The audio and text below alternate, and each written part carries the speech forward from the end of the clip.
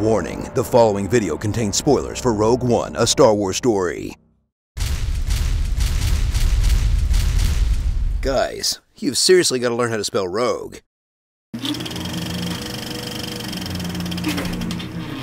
You remember A New Hope. You remember Darth Vader. Now, prepare to remember the handful of years between the rise of Darth Vader and the start of A New Hope. We call it the Death Star. Uh-oh. They're gonna just rehash everything from Star Wars, aren't they? I've got a bad feeling about it. Rouge One, a Star Wars story. Get ready for Disney's first Star Wars anthology movie, because there's no way in hell they'd call it Star Wars Prequel number 4 in what has to be the most money anyone's ever spent to fill in a plot hole. That's the place I've laid my trap. That answers your most pressing questions. How exactly did the rebels get the plans to the Death Star? Did they grab a data tape with a giant claw machine, then use a big antenna to beam the data tape to a ship? And then did that ship transfer the data to another smaller tape? And then did Princess Leia copy that smaller tape onto a tiny droid's hard drive? You know, whoever said this one is as good as Empire must be really into file formats. Meet an all-new gang of rebels you, how do I put this? Shouldn't get too attached to.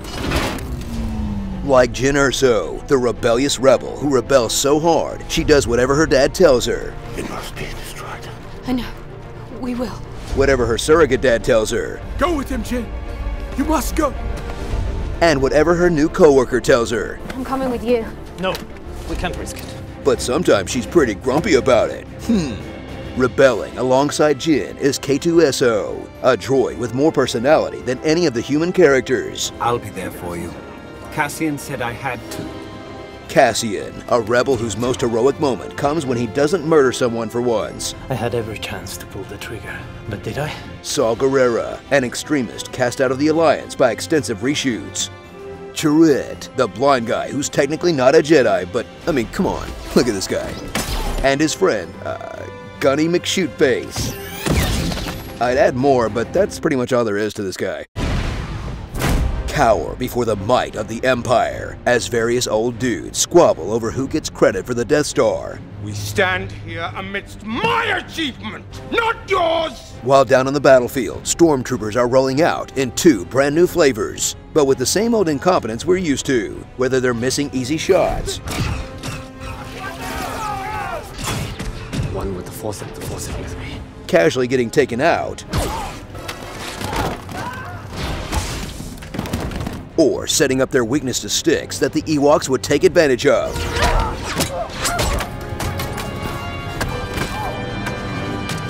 Why do they even bother with the armor at all? Enjoy one of the most beautiful Star Wars films to date that feels like the world's biggest budget fan film.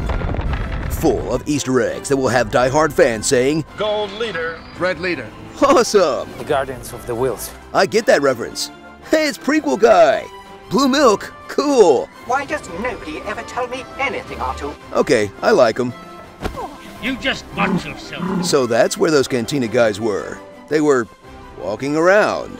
Yeah, the T-15s have been marked obsolete. T-15s? Yeah, I'm gonna have to look that one up later. Whoa, what an awesome way to put Tarkin in the never mind. And this feels wrong somehow. But nothing will service fans harder and faster than Darth frickin' Vader, as a much older sounding James Earl Jones tries to give us a new iconic scene. Be careful not to choke on your aspirations. Who let George Lucas write a line? But just when you think he's been wasted, extend your lightsabers for the most badass Star Wars moment put to film, the hallway scene. Which makes Vader's next fight in the timeline even sillier than it already was.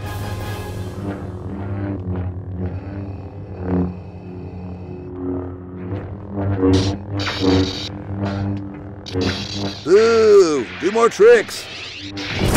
Not starring the following shots you saw in the trailers that weren't in the movie. Jyn versus a TIE fighter. The group working together. Actual heisting. War-torn Scarif. This iconic shot of Jyn undercover. Unused Vader? Saw Gerrera's other haircut. The shot they based the whole marketing campaign on. All these other cool shots. And this line. This is a rebellion, isn't it? I rebel. Okay, cutting that one makes sense. Suicide Squad, an unnecessary Star Wars story. I'm one with the Force, the Force is with me. I'm one with the Force, and the Force is with me. That's not how the Force works. Think the internet has enough Star Wars shows? Think again.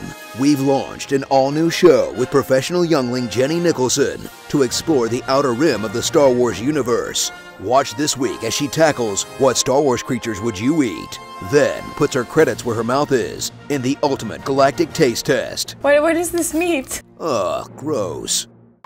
It's Screen Junkies Millennial Falcon Weekly, and it's free every Saturday on Screen Junkies News. I know him. He's a friend from work. I want that Moulin McNugget sauce, Morty.